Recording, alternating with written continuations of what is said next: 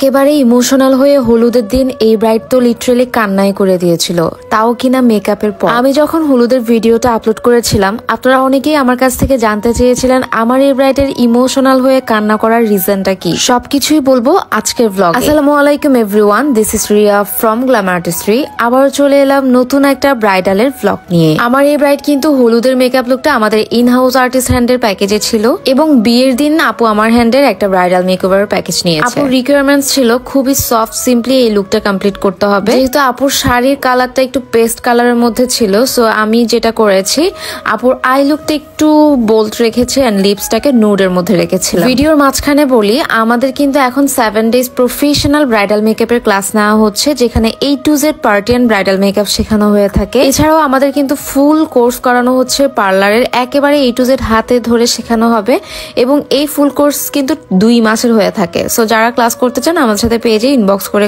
স্লটটা বুক করে নিন। এদিকে কথা বলতে বলতে আমার ব্রাইডের ফাইনাল লুক একেবারেই ডান। আপুর এই যে শাড়িটা পরিয়ে দেওয়া হচ্ছিল আপুকে খুব সুন্দর করে, এন্ড হেয়ার স্টাইলটা বেসিক্যালি আপুর চয়েসেই এভাবে করা। আমরা চেয়েছিলাম সাইড সিটি করে কিছু একটা করব, বাট আপু চাচ্ছিল না। আপু বললো যে তাকে নাকি মাঝখানে সিটিতেই ভালো লাগে। চলেন আপনাদের সাথে শেয়ার করি আমার এই ব্রাইডের ইমোশনাল হয়ে কান্না করার রিজনটা। আপু যেদিন হলুদের দিন আমাদের ইনহাউস আর্টিস্টের হ্যান্ডে মেকআপ করেছিল, মেকআপের পর আমি আপুর ছবি ভিডিও করছিলাম, তখন এই ব্রাইড আমাকে একটা কথা বলছে। সেটা কি জানেন? আপু আমাকে বলতেছিল যে আপু আপনার সাথে না আমার অনেক। এরপর আমি তাকে জিজ্ঞেস করলাম যেমন, তখন আপু আমাকে বলতেছে আপু আমাদেরও হচ্ছে 6 বছরের পূর্ণতা আপনার মতো। মানে এই 6 বছর যে আপু কি কি ফেস করছে, ইভেন তো আমিও যে কি কি ফেস করছি এগুলো আমরা জানি।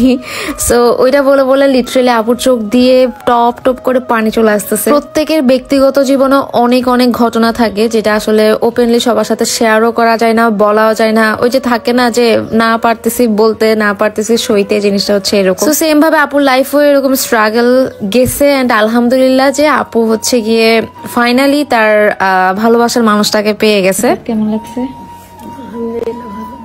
পছন্দ হয়েছে? কোনো প্রবলেম আছে?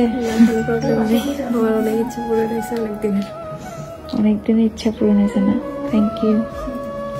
তারপর আপু আমাকে যেটা বলছে এটা শোনার পর তো আমি শেষ। আপু আমাকে বলতেছিল যে আপু আমার না 2টা ইচ্ছা ছিল লাইফে, একটা হচ্ছে আপনার কাছে সাজা, আর একটা হচ্ছে আমার পছন্দের মানুষটাকে বিয়ে করতে পারা। তো একটা ইচ্ছা তো অলরেডি আপনার কাছে সেজে পূরণ হয়ে গেছে, এন্ড আরেকটা ইচ্ছা ইনশাল্লাহ আজকে পূরণ হতে যাচ্ছে। I think this is the best and most beautiful compliment I have got ever. আপুর এই কথা শুনে তো আমি ইমোশনাল হয়ে গেলাম। বাই দ্য ওয়ে আমার এই ব্রাইডকে কিন্তু অনেক কিউট লাগছিল সামনাসামনি। আমি জানি না আপনাদের ভিডিওতে কেমন লাগছে, অবশ্যই কিন্তু কমেন্ট করে জানাবেন। আপুর লুকটা একেবারেই আউটফিট এন্ড হচ্ছে কি ওভারঅল সবকিছু কিন্তু একদম সিম্পলের মধ্যে গর্জিয়াস লাগছে। যাক, মেয়েটা যে পূর্ণতা পাইছে, মেয়েটার জন্য সবাই দোয়া করবেন যাতে হ্যাপি থাকে। এন্ড যারা নতুন দেখছেন অবশ্যই আমাদের পেজে একটা ফলো দিয়ে দেবেন যাতে নেক্সট ব্লগগুলো মিস না করেন। আল্লাহ হাফেজ।